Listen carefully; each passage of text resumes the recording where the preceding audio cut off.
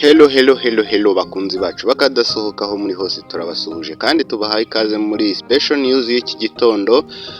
Ndagira ngo nkubwire ngo waba uri mu majyaruguru, waba uri mu majyepfo, aburasirazuba, iburengerazuba, umujyi wa Kigali, abari mu mpande zose z'isi, wowe wumva ikinyarwanda aho uri hose kuri isi, umugabane waba uriho uwo ari wo wose, Aziya, Amerika, Uburayi nahe hose turagusuhuje kandi tuguhaye ikaze. Nk'uko mubizi rero, murabizi ko uyu munsi muri iyi minsi ndi kubagezaho inkuru rwose z'igitondo zikibukeye zivugwa hirya no hino ku bantu runaka, yaba ku muntu udasanzwe cyangwa se usanzwe. Ariko uyu munsi nkaba nkubwira yuko nkuzaniye inkuru y'umuntu udasanzwe, umusitari wacu twari tumenyereye nka mpano y'Imana cyangwa se Ngirinshuti Ezekiel. Uyu munsi rero murabizi ko ejo aribwo nababwiraga yuko yacitse inzego z'ubutabera.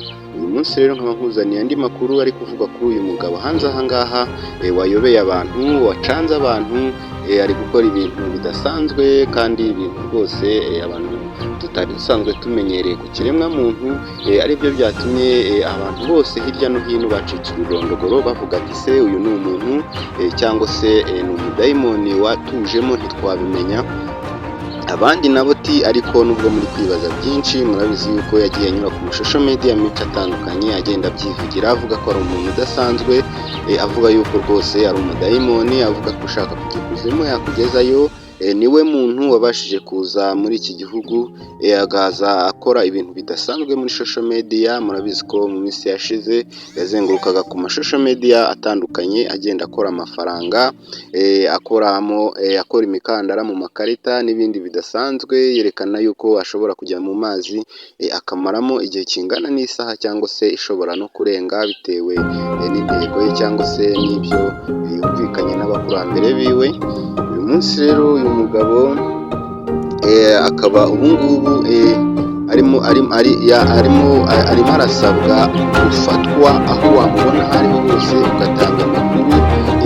Leta yamaze gushyiraho n'igiciro cy'amafaranga y'umuntu wabasha gufata uyu mugabo akamushyikiriza inzego zibishinzwe. Ushobora gufasha umugabo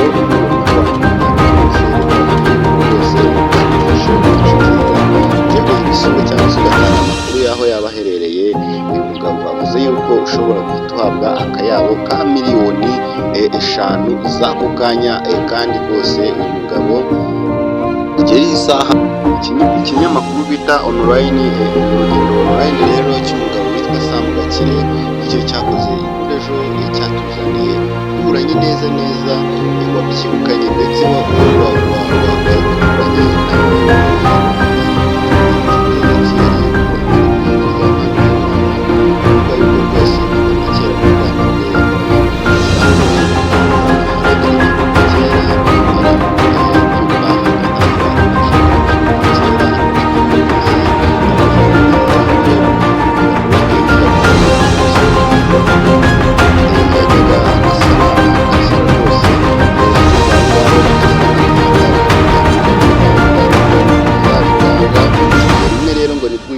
bwakeye mu gitondo bavuga yuko bari bumujyane i Ndera. Amaze kumenya yuko bari bumujyane i Ndera nibwo yahise afata umwanzuro wo guhunga ava iwabo azinaha i Kigali.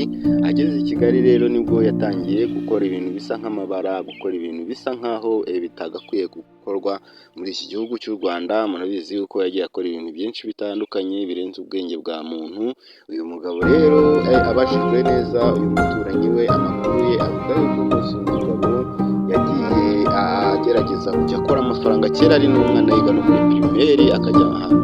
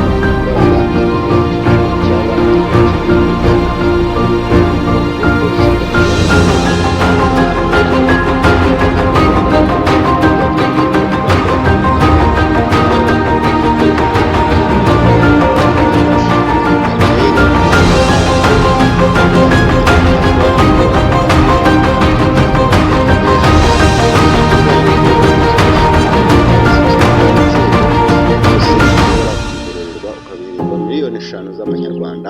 Uyu mugabo rero urumva yuko uramutse hari aho umubonye watanga amakuru kuri nimero iyo ari yo yose waba uzi y'abashinzwe umutekano cyangwa se sitasiyo ya polisi iri aho hafi, kugira ngo ubashe korohereza akazi inzego z'umutekano.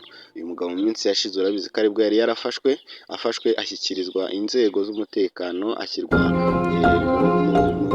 mu kigo ngororamuco, ariko ku munsi wo wahashije nibwo yari yaritabye urukiko ajya kuburana. Akiburana rero agisubizwa ku kigo cy'igororero, nibwo yaje kuba yakirwa ariko ababwiriza